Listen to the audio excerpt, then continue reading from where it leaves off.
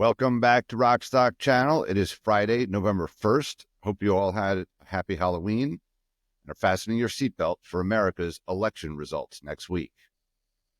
I want to start today by congratulating my good friend Chris Evans and the entire Winsome Resources team for winning the Discovery of the Year Award for the Adena Lithium Project in Quebec at the 2024 AEMQ Explore Gala announced yesterday. Wondering if Winsome affiliate Power Metals in neighboring Ontario will win a similar award next year for their world-class cesium discovery in the making. As you'll hear momentarily, Rodney caught up with CEO Haydn Daxter for an update on recent Power Metals activity, including a site visit, shared personnel, and an advisory committee with Chris and others from Winsome. For those who may have missed our first two videos with Haydn, please check out the show notes for links to those interviews. And for disclosure purposes, you should know that Rodney and I are strategic advisors to and hold equity interests in both Power Metals and Winsome Resources. We are not, of course, financial advisors. This video is for informational purposes only, and nothing said here should be considered investment advice. Please do your own research and read the disclaimer at the end of this video. And please make sure to like this video, subscribe to Rockstock Channel, and leave a question or comment below. What do you think of Haydn and Power Metals prospects? What other companies or niche metals might you be interested to hear from on Rockstock Channel in the future? You could also email us your thoughts at rockstockchannel@arcadeequity.com or tag Rodney or me on X at RodneyHooper13 or at LithiumIonBull. Power Metals trades on the Toronto Venture Exchange, ticker symbol PWM. It also trades on the OTC, PWRMF.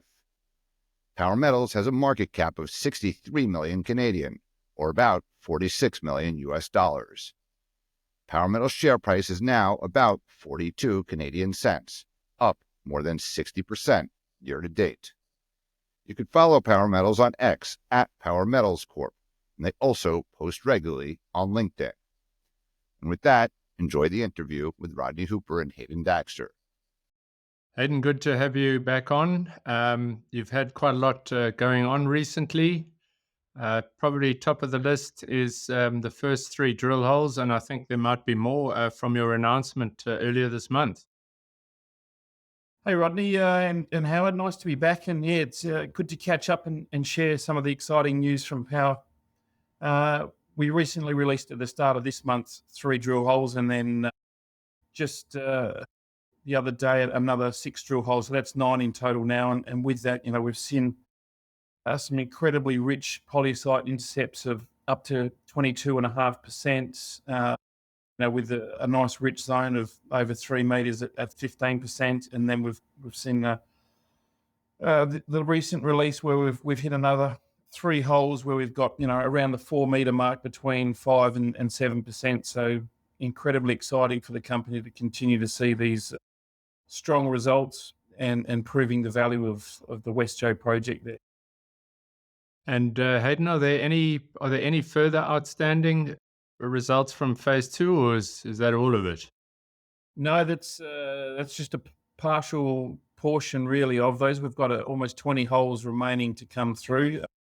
We anticipate those over the coming 3 to 4 weeks. The lab's, I wouldn't say slow. The process is that, we run our cesium and lithium and tantalum analysis. Unfortunately, the cesium is, due to the unique nature of it, it hits an overrun. So we have an over limit sample that we then have to rerun. So anything above 1% is an over limit sample. Then they rerun a separate process. Hence why it's a little bit longer than normal.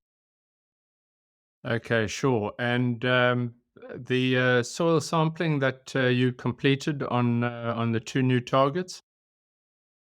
Yeah, so that was completed just last week, basically. The team on the ground, we're using some of the Winsome geologists there that have been sharing some expertise and knowledge between the 2 companies. We got up to 2 potential targets that were identified. We conducted a test line through West Joe to use that as a base, and then ran 2 lines across 2 good-looking anomalies that we plan to drill later when the ground's a bit firmer in winter. So we anticipate again results from those in the coming months, mid to late November on those soils, and yeah, anticipate we should see something nice there. And how much will you be drilling there? Drilling will, we're about to roll out another program mid-November, 2,000 to 2,500 meters. That'll be West Joe and main zone. And then once the ground firms up at the start of next year, we'll get back in there and test some of these other targets. And that'll be, again, another 2,000 to 3,000 meter program. And we'll do them in batches so that we can continue to review the data and then plan again and test and drill again. Yeah, that's always helpful. And just roughly for the listeners to know, how long does it take to drill out that 2.5, 3 when the conditions are good, when the ground's hard? We aim and budget for 2,000 meters a month, is pretty standard. A drill company's been hitting just over 2,000 meters a month. So, we anticipate probably a 5 to 6 week period to drill 2,500 meters. Okay, good. And recently, just on the government side, there were some meetings with the Minister of Mines, the critical minerals, and yourselves, Power Metals. So can you give us some color on that? Yeah, that was a really good meeting held in Toronto with George Perry, the Minister of Mines for Ontario. He met with our chairman, Jonathan Moore, and basically gave, from our point of view, gave the minister an update on the projects, discussed the critical minerals, and obviously, we talked about the previous engagement we had with the Chinese, with Sino Mine and our offtake, and how, now we're pushing forward to look at potential other offtake partners and strategic partners. So really, really good meeting with the minister. He's 100% on board with the company and the project, and also, the aspect of developing a very unique critical mineral project in Ontario. I mean, they definitely seem to be more hands-on in that region. Oh, it's outstanding. The amount of grants and assistance they're willing to offer has been really good, and we're seeing some strong sort of feedback from the ministry. We've been invited to come back either later this year, early this next year, and provide a second update on the project and how it's developing, and anticipate, myself and probably Jonathan will meet again with the minister around PDAC time, if not before. Okay, excellent. And you had some positive results on your test work from Tomra on the X-ray ore sorting. Give us an update on that, please. Yeah, that was really good. We sent about an 80 kilo batch of samples to Tomra in Australia. We utilised Tomra as Sinclair basically ran the same X-ray ore sorting machine, and believe Tanco runs the same one. So we wanted to use a very similar concept to the two previous Cesium mines and developers. The team there was excellent with the work they conducted, and we received back basically some very positive feedback from them on the separation and the concentrate that was provided. Those samples have been now returned to Canada. They'll undergo analysis on the concentration, and then that'll move into production of the chemical sort of test work with SGS in Lakefield. And the sort of time horizon on that? Planning before the end of the year to have the complete test work on the chemical production for the cesium chemicals there. That'll be a cesium hydroxide, a formate, and a carbonate at the same time. So we'll run 3 products and see how they come up against the concentrate that we've produced. So Haydn, without holding you to it, it looks as if, and it sounds as if Case Lake is going to be, and is very consistent and similar to Sinclair and Tanco. Exactly. And, we've used the Sinclair model a lot with our discussions and our planning, and hence why we brought Nigel Brand on, Dr. Nigel Brand, as part of the Cesium committee, given his work be conducted at Sinclair. So, I think it's a feather in the cap for the team to have someone of his expertise assist with us as we push the project forward, and we're seeing all the signs are, that West Joe Case Lake is heading in the right direction, which is incredibly positive for the company. Sounds good. And Winsome, the strategic stakeholder and offtake, you did a site visit with Chris Evans and yourself to review how things were going with the Cesium. Yeah, that was really good. It was nice to have Chris come up on site and spend a bit of time with myself and the team and review the project. As a strategic shareholder in the company with Winsome, and also Chris is part of our Cesium advisory committee. So to get him on the ground and have a good look and get a feel and understand the project, and then we conducted a technical session looking at some of the drilling and the mineralization and progress to date. So really positive outcome to have someone of Chris's caliber on the ground and part of our Cesium committee at the same time. So Haydn, you're making great progress, high grade, near surface.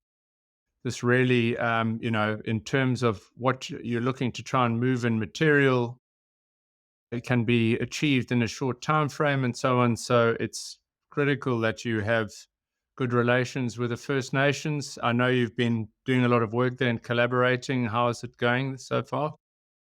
Yeah, look, it's something we continue to put a lot of effort into. We have our own First Nation engagement and liaison officer that is well versed in that aspect in Ontario. So we have ongoing collaboration meetings. We conducted another meeting with members of our First Nation partners the other day to discuss the project and progress.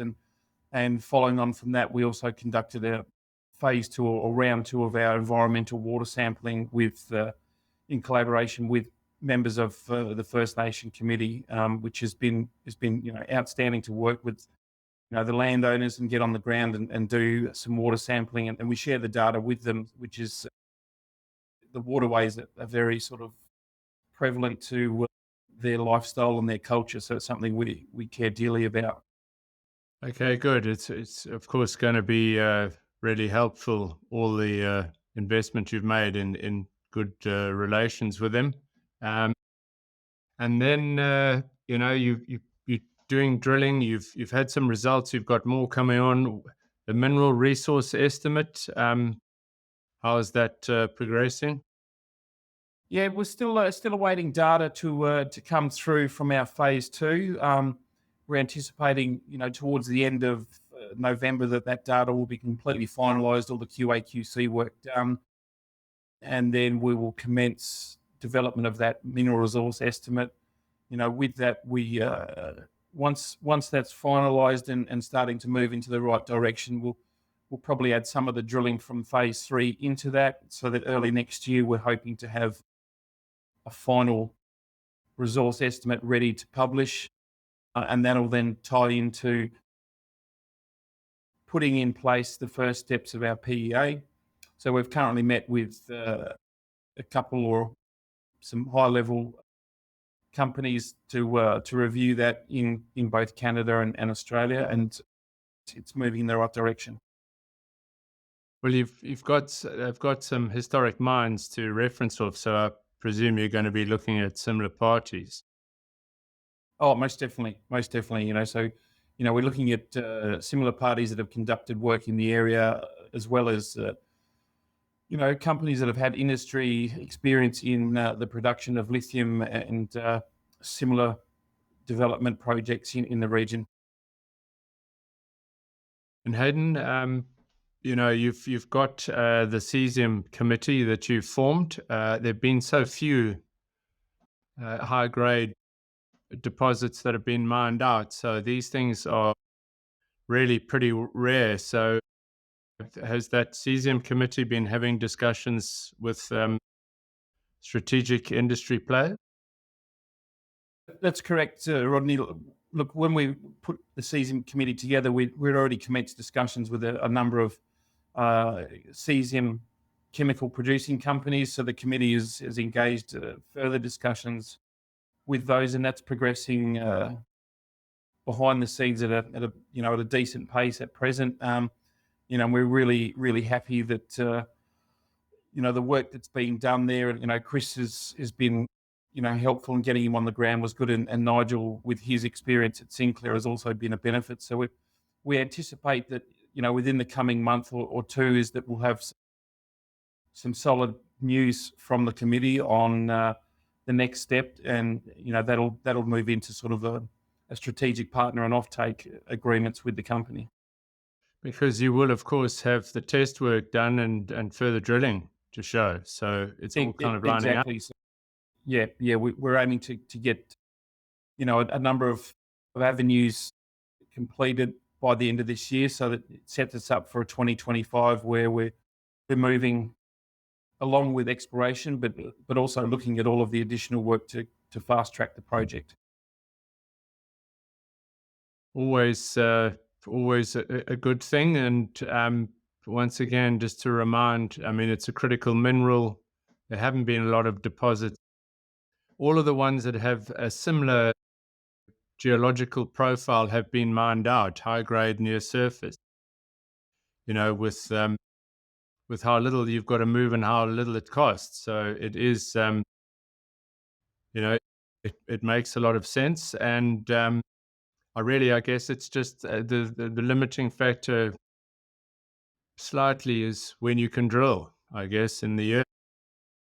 Yeah, exactly. And I think, from that, we can probably drill a good 10 months of the year at this stage. But what we don't want to be doing is drilling too much, given the nature of the deposit, is drilling too much and then spending too much time analysing the data. We want to ensure that we are, we drill it, probably around the 2,000 to 3,000 metre mark is sufficient to drill, to get that data back in, to review it, and then set plans to get back in there again. So, and then at the same time is then continue to progress, the other avenues of, what would potentially see as the world's fourth cesium deposit, and the value that it holds, given that, like you say, Sinclair is no longer in operation. Tanko seems to be in care and maintenance, and potentially aiming to treat some of the low-grade waste material. And Bakita is, from what we hear, there's small amounts coming out of there, but it's